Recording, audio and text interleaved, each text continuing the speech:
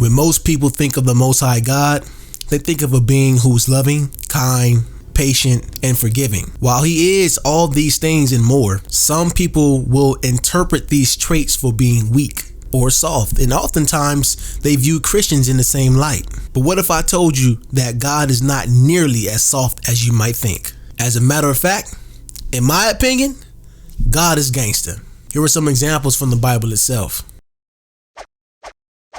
That's why it was traffic. Stupid time. I'm wasting dummy time. I ain't drunk never but the water. Must have been only one. Let's get it. Y'all don't make fun of my read, man. You know I had that public school education.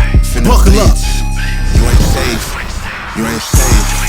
You ain't safe. Remember back when God was in the midst of rescuing the people of Israel out of the hands of Pharaoh in Egypt? The Bible says that God hardened Pharaoh's heart. Understand that at that time, Pharaoh was one of the most, if not the most, powerful being on the face of this earth. There were very few people that had as much power as Pharaoh had. And when I say power, I mean riches and authority. You know, he wasn't some wizard from Hogwarts. But Pharaoh, with all his riches and authority, felt like he can go toe-to-toe with God. So what God did was he hardened Pharaoh's heart. This is stated in Exodus 4:21 and Exodus 7:3. The hardening of Pharaoh's heart means that God responded to the evil inside of Pharaoh. God did not purposely make Pharaoh evil because Pharaoh was already evil.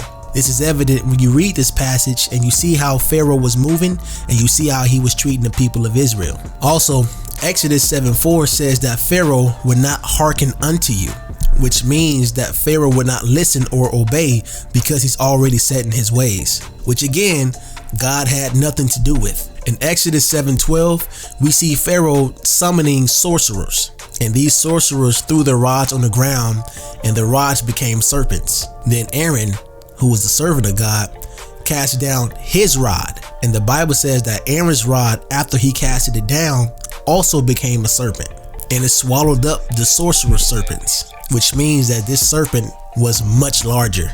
But even after Pharaoh seen this, his heart was still turned against God.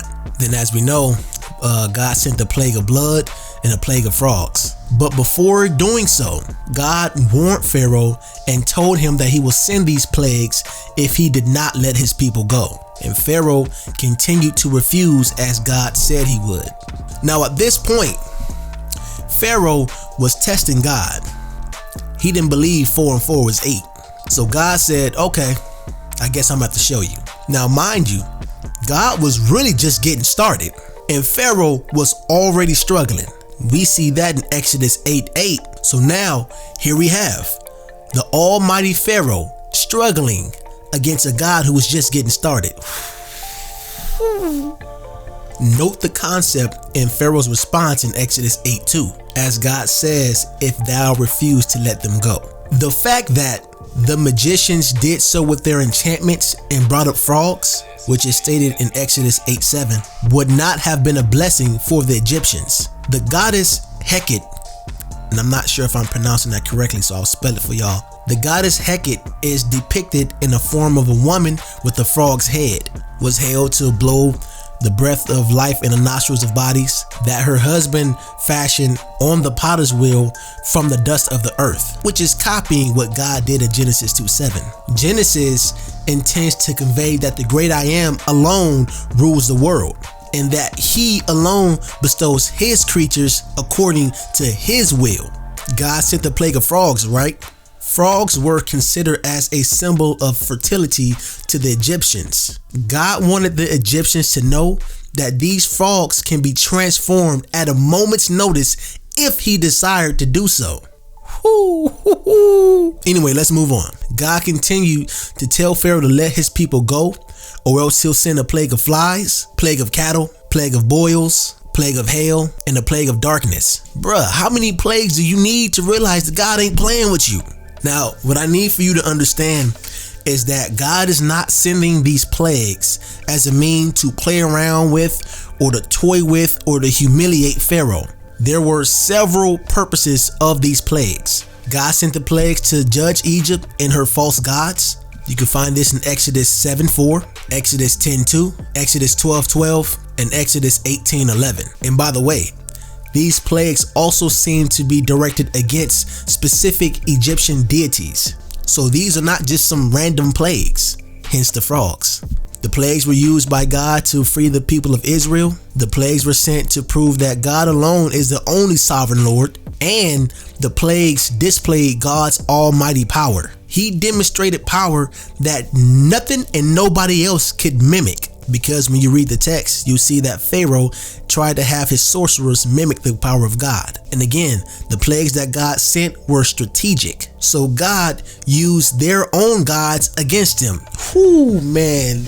Yo, I just started recording. I'm about to walk up out of here already. You don't want to box with God, man. That's all I'm saying. So a whole time, God was rescuing the people of Israel, using Egypt's own gods against them, and casting judgment all at the same time. Now that's what I call a triple double.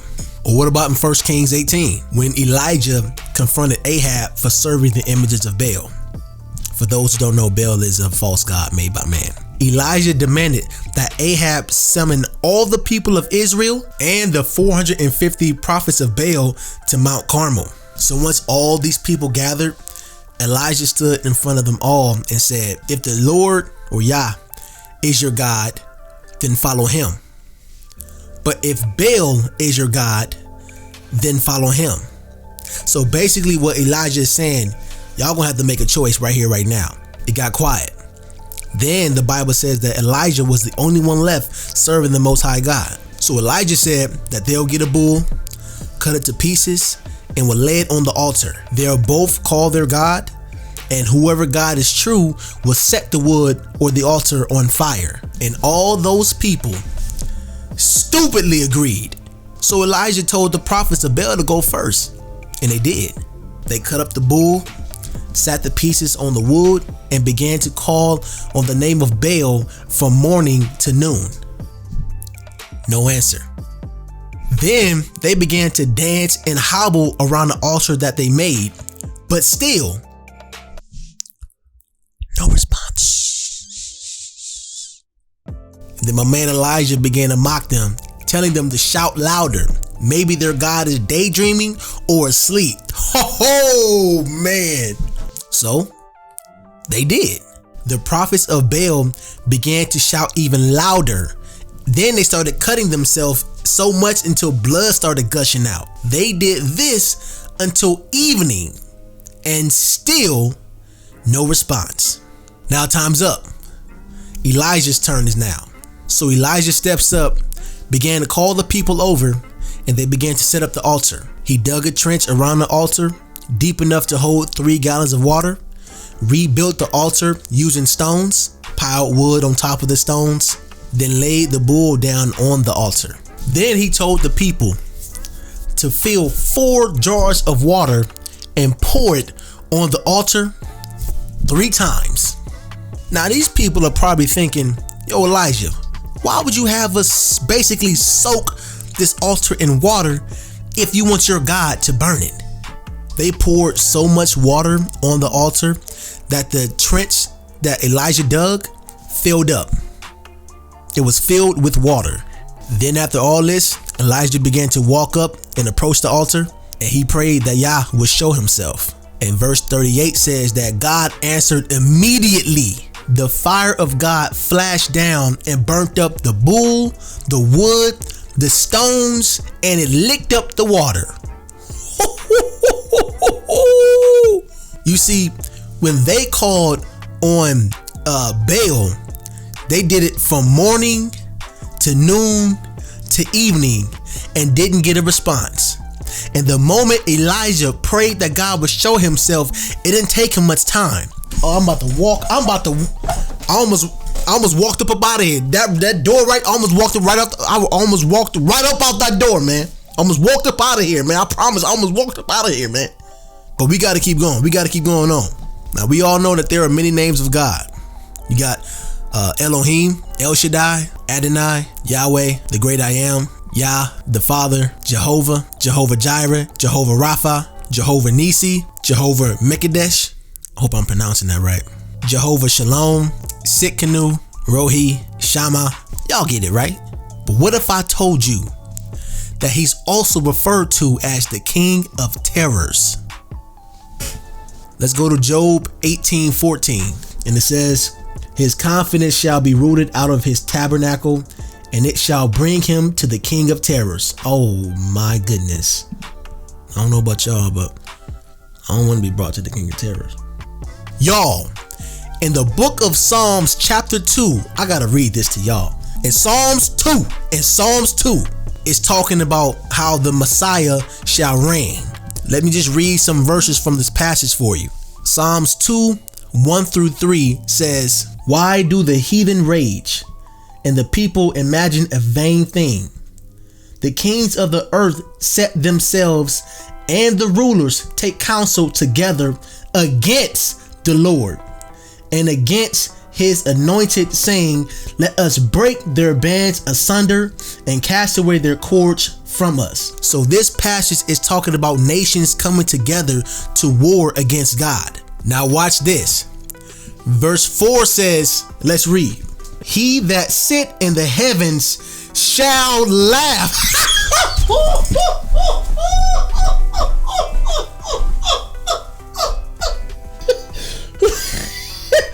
Oh man. So these nations, I'm sorry y'all. So these nations are gathered together talking about how they're gonna war against God, how they're gonna come against God and all that. And God is sitting, it says that God is sitting in heaven watching all this and is laughing. Man, if that ain't gangster, bro, if that ain't gangster. All right, now watch this. It gets better. It gets better. Oh, it gets better. Watch this. So verse 5 talks about God's wrath, and in verse 10-11 is telling the people to be wise and serve the Lord. Oh man. Now watch this. Watch this. Verse 12, bro. Verse 12 says, kiss the son, lest he be angry. All right, yeah, I'm gonna head out. I'm gonna head out on that one. Yeah. No, I'm gone.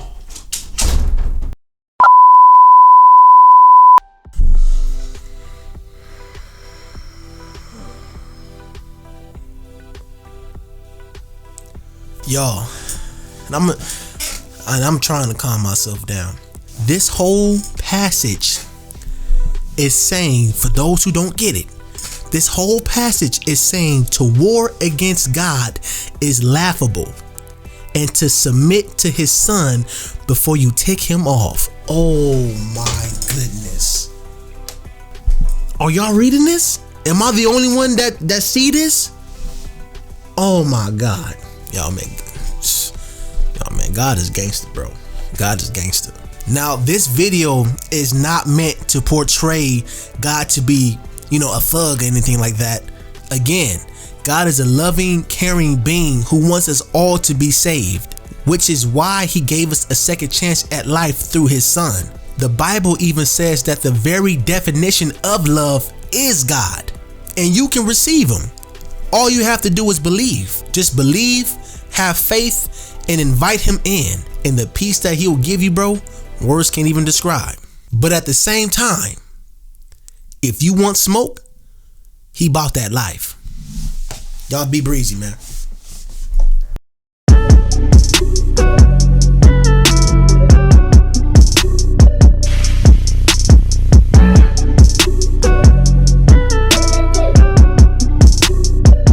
Yeah. Look at my bros, look at my face. All of us know we living by grace. Look at my pros, look at my stance. I'm ready for the woe. This isn't by chance. Devil throws